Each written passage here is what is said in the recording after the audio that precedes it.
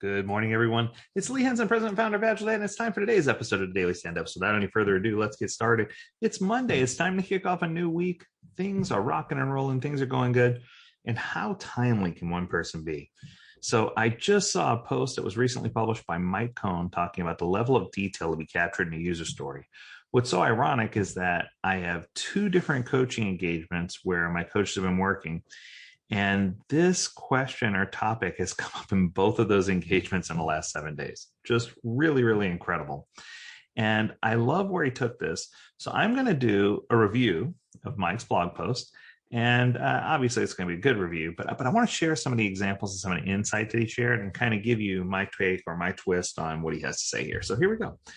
He starts off with a scenario. And I love this. He said, I recently had groceries delivered. My order included apples.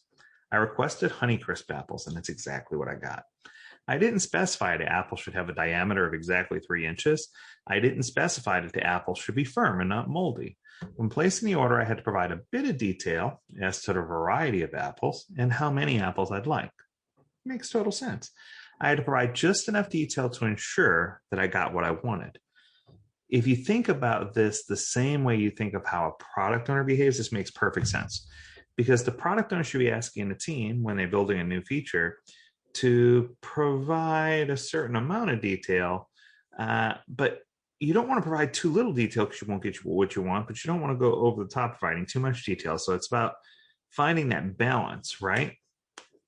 So here it is. Here's the breakdown. So the problem with too little detail, if you're trying to give too little detail, the team's going to use all kinds of valuable time asking 100,000 questions. Team members are not going to be able to think and ask questions. So they don't think they have time. They want to ask the right questions. They'll end up building something incorrect. Estimates are definitely likely to be wrong as they're based on a partial understanding of what they need to do. And commitments to stakeholders or customers based on those estimates also will be wrong. Totally true. One of the things that I tell people is you can give an estimate on a high-level item, but know that the cone of uncertainty is a real thing, that the further you are from delivery of the end item, that the more uncertain you're going to be unless you iterate, right? So iteration here is something that's so incredibly important. But as bad as these problems can be, a team needs to be careful not to solve them by swinging to the exact opposite end of the pendulum. You hear me say this all the time. Sometimes when you're doing story writing, story mapping, journey mapping, empathy mapping, you'll find that you've identified the right persona, but you swing too hard to the persona, too hard to the other side, and you end up with too much detail. Now, a lot of people in the agile world say too much detail is kind of like an oxymoron. You can't be too rich or too thin or have too much detail in a backlog item. That's funny, Mike. Except it is possible to have too much detail, and I agree. When excessive details are included, the time spent adding unnecessary detail is wasted. The money paid to the person adding the details wasted. If I went to the grocery store, and I love this example, and I asked them to find me apples that were exactly 3 inches in diameter, it would have been a waste of my time and the shoppers, unless there were some rare circumstances that really required that precise measurement of the diameter. It would have been better for me to give a high level of exactly what I needed with enough detail that I get the right thing. I think that, what's even worse than wasted time and money is when people feel constrained based on the level of detail you give them, when it becomes a contract instead of a specification. If it's buy 5 apples, Honeycrisp variety, 3 inches in diameter, firm, no bruises, this, that. By the time you give a list of all these different requirements, the shopper, the person you send shopping for you, might spend hours just looking at apples and never get to the point where they retrieve the rest of your order, or your cold items may no longer be cold if they picked your cold item first, right? I think that, what happens in that scenario if the shopper gets there and there are not 5 apples that meet all the requirements? Is it okay to select a slightly larger last apple? What if there's one that's less firm? What if somebody randomly tossed another apple in a pile that wasn't Honeycrisp and they accidentally picked that one up by mistake, but it met all the same measurements? Would I prefer a larger apple without bruises, or an apple that's perfect in size with a small bruise? All of these things, are questions that still need to be answered. But the truth is, when you're talking about apples, this is trivial, right? It doesn't make a big, either way, it's not going to make or break anything. It's not going to change the way the world thinks. But when you're developing something complex in a system, and a team's provided a lengthy list of requirements that the story must fulfill, and that it must exactly meet these agendas or this requirement, teams resist deviating from anything when it's on the list, even if it makes building the feature impossible, right? So they're going to deviate. They're going to fail to deviate. They're going to just stick to the path. They're going to stick to the course. And if it's not called out, and they're not even going to agree to a definition of ready until you give them every ounce of detail.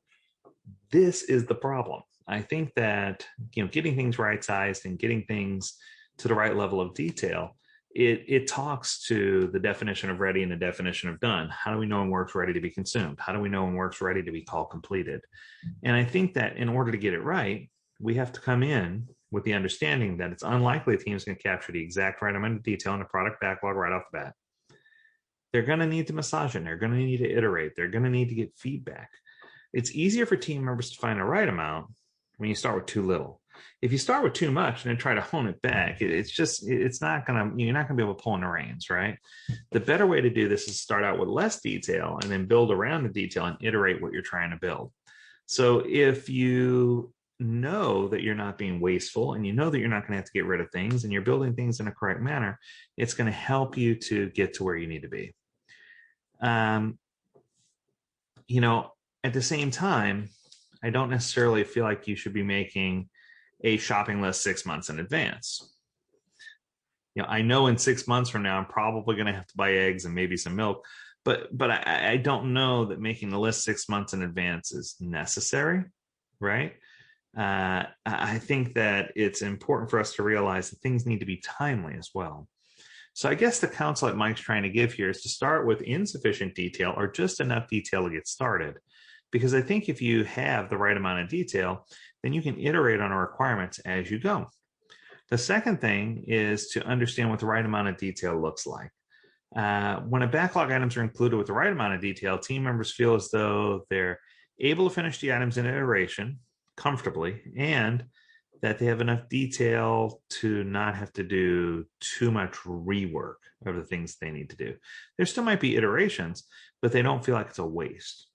So try a fun example. Here we go. To see how much detail should be included, let's just pretend for a moment that a team's building a new application and they're working on a user story that says members are allowed to log into the system. Various acceptance criteria exist, otherwise known as conditions or satisfaction. And these include must provide a unique email address, must specify a strong password, and has the ability to log in using their Facebook account. Consider the requirement to provide a strong password. Very little detail is provided in that statement other than strong password. How long should a password be? Does it need to include special characters? Which special characters are acceptable? How many are required? Can a user change their password to a previously used password? Team members who code and test this user story will need to know the answers to those questions, but they don't need to know those answers right now before they ever start building the story. That's something that they can iterate as they go. The answers can be uncovered after the team members begin working on a story. These details are added in the hour after the programmer and tester begin working on a story together. They'll go talk to the company's chief security officer with a short list of questions and return knowing the detailed answers that they need in order to successfully build a story. The key is that must specify a strong password is sufficient when a story is first written, but it needs to be more heavily vetted by the time it gets to understanding what constitutes a strong password and that could be determined later. I love that example. It shows you an example of, hey, this is what I need to do and I know what I need to do and I can start down a path, but I'm not going to stumble and fall right out of the blocks. The second one was logging in through Facebook or using Facebook. Another acceptance criteria for our login story said that the user should be able to log into a Facebook account. This is an example of providing too much detail too early. When a login story was first written, it would have been better to state that users can log in using social media accounts other than specifying Facebook, because now they might want to use their Gmail login or their LinkedIn login to log in. So I guess what I'm trying to say is that's an example of too much detail. So there you go. I guess in summary, When you include the right amount of detail in a product backlog, the items become a strong indicator that the team and the product owner have grasped what it means to be agile. They're on the same page, that they have good communication skills, that they can talk to each other. And everyone's going to realize that adding the right amount of detail will bring us to conclusions faster. It'll bring us to right decision-making techniques, and it'll help us to understand exactly where we should be going and how these things should be built. So I hope you get it. There are some keys there that are really, really important to be successful. I hope that you can pull it all together. Mike, excellent job on the blog post. Absolutely love it. Highly recommend you read it. It's on Mountain Goat Software. It's in their blog section. And the title of the blog is What Level of Detail Should Be Captured in a User Story? As always, we encourage you to visit agiledad.com, where you can learn more about this topic and many others. And if you have an idea for an episode for the Daily Stand-Up Podcast, let us know. We'd love to hear your ideas, and we'd love to get you on. As always, we encourage you to stay healthy, stay well, and stay agile, my friends. Until next time, do take care.